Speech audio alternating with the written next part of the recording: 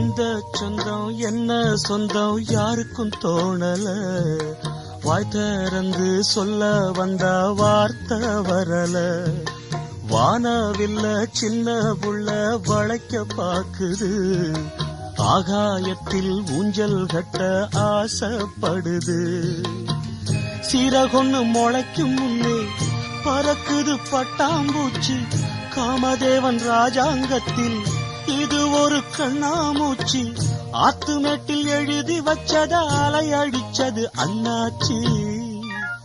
சம்சாரம் அது மின்சாரம், சம்சாரம் அது மின்சாரம்.